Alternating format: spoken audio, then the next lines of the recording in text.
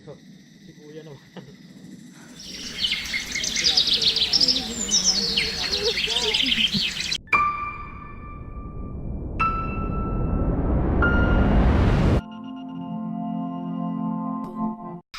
We're at Mount Manabu. No, Hans? It's 5 a.m. We just arrived and we have a guide there. Si Kuya. Ariko, 5 minutes pa lang hindi na ako. Kasi you have to have a guide because it's easy to get lost. So even if the hike is not that hard, it's our first time having a guide actually. But pag pabalik na, you don't need a guide anymore.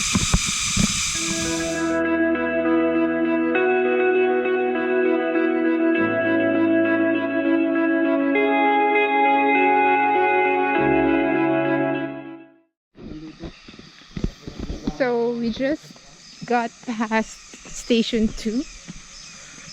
I'm not sure how far away we are from station 3. The trail is muddy and rocky, but it's not that hard. It's still easier compared to the previous mountains that we hiked. I'm not sure if it's this muddy when it's not rainy. Maybe it's just muddy because it rained. There was a good view earlier, but I can't find it anymore. Let's see here. My Kuya is very fast. There. The view is getting better, I think. The trail is still the same, but it's not that hard, as I said.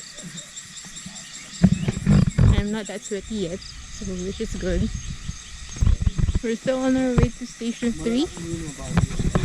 There are only I think 8 stations. 8 is the summit, and then the 6th one will be the campsite. So it will only take around 2 hours to reach the summit, which is easy compared to the previous ones that we've been to.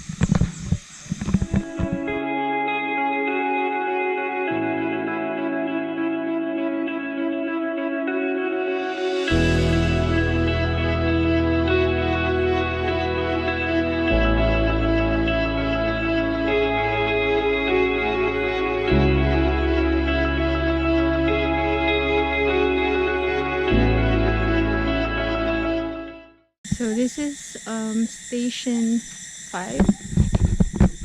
It's the last station before the campsite, which is station 6. This is where you can get clean water, so you can bring it to the camp if you need to cook or you need to drink. And every station has like a small hut where you can sit and take a rest. So same as this one. And then inside, Kuya's selling like coffee and coconut juice and a lot of water as well. We're going to station 6 to camp, and then that's it.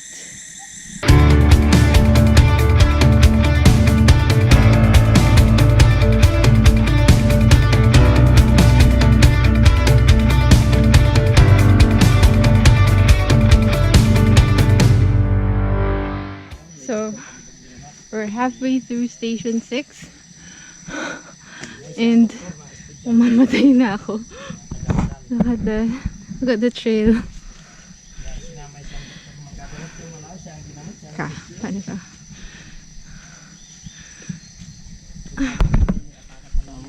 You actually have to use your hands. Oh my Kuya Bilbo is so amazing.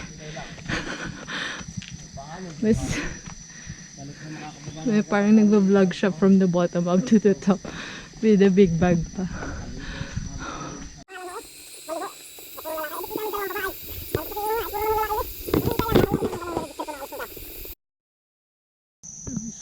reached the campsite. This is station 6. People are still sleeping in their tents. This is where we're going to camp with that view. Wow. This is where we are camped. Walang tao, just us. There's no space for other tents but us, so it's really nice. And then dun yung summit. So we're gonna go to the summit later and look at the view from our tent.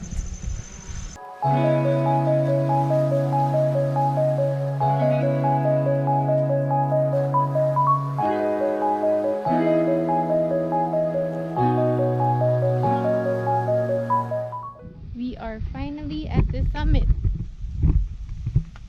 Yay!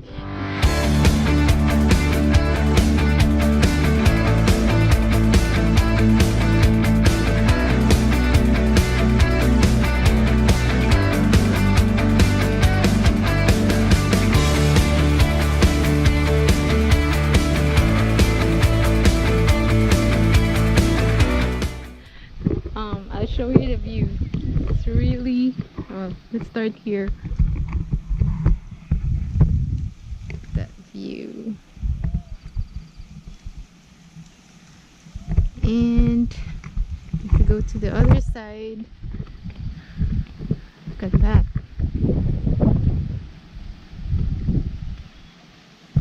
And the weather is really nice. It's just cool. It's ano oras na ba? It's 5 p.m. and nasa Manabu pa rin kami. And hindi ko nasabi kanina nung umpisa, when you register sa barangay hall, you're going to pay 20 pesos. Tapos, there's going to be a parking lot. Kung naka-car kayo, 100 pesos overnight, 50 pesos daytime. And then you look for Inggo. Captain Inggo. Captain Inggo. Siya yung bantay doon. Pag gusto nyo ng guide ng non-stop, pag gusto nyo ng guide na parang radio station, look for Mang Inggo. If you want a guide, it's going to be 500 pesos. Tapos, bawat stations may wooden benches, ay may huts, may bench and then may bubong so you can rest. Pero sa station 5 lang may tubig. At saka sa station 5 ka lang pwedeng kumuha ng tubig, no? Yun lang. Mag-vlog ulit kami later.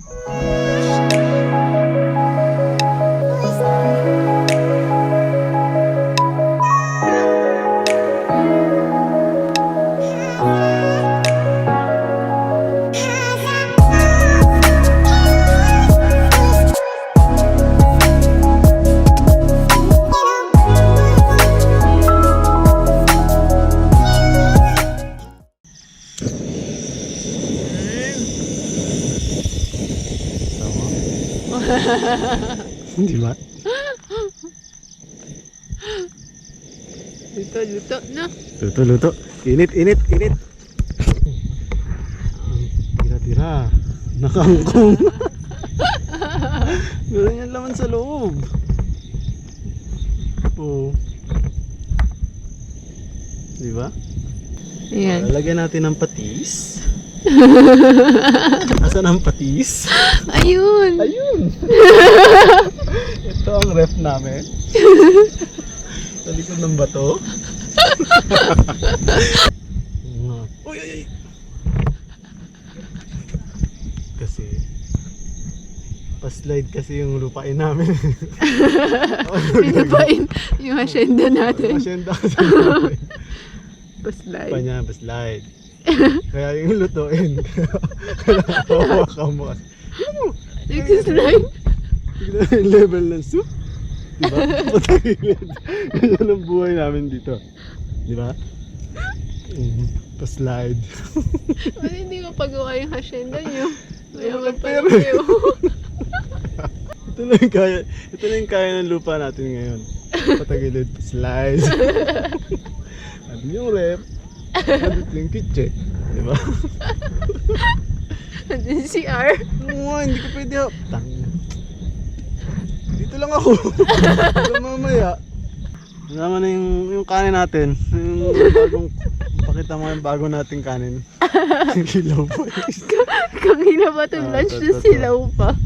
Ito yung kanin namin. Sige lang. Lagay mo yung ano, yung lamesa natin. Ano ba yung dumi-dumi ng lamesa? Lagyan mo ito ng magandang lamesa. Ito. Andiyan na lang. Dining table. Kukunin mo yung mga tenant natin. May tenant. Nakakainis naman to. Alisin mo, may tenant. Nagbabayad yan. Uy. Ana. Nagbabayad. Baka mo yan, ha? Nagbabayad yan ng... Multitasking, no? Kaya mo na. Asan yung pang ano ko? Hindi ko pa nga nasusuot yung pantalon ko buo. So wala kang inaw, grabe. Utos ka na utos, hindi ko na alam kung ano hawakan ko. Tingnan mo. Mag-ano ka muna. Dali, let's go. Ayoko na mag-vlog, gutom na wala ako.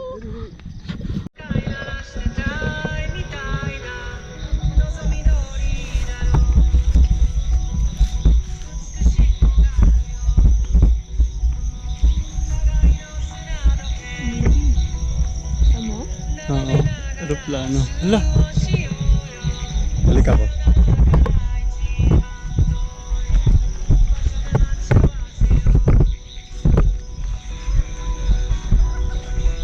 Ba't pa nga ang lapit na aeroplano, no?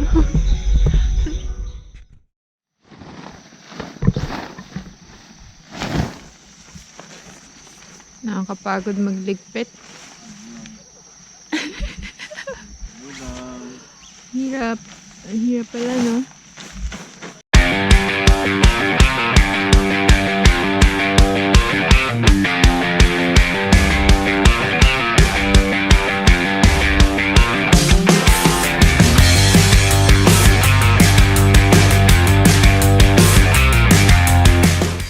We made it back to our car. Yan. Dito na kami sa parking.